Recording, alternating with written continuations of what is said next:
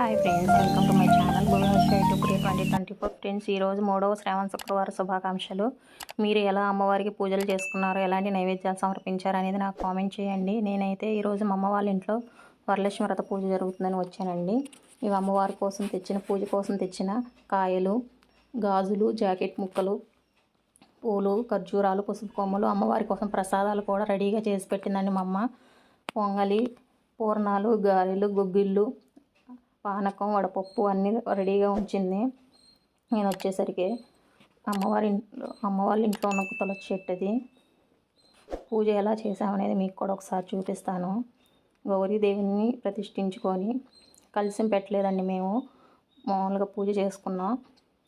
గౌరీదేవిని చేసుకొని అమ్మవారికి పూలు, పళ్ళు, జాకెట్ ముక్క, చీర ఎవరి శక్తి వాళ్ళది వాళ్ళు పెట్టుకుంటామండి.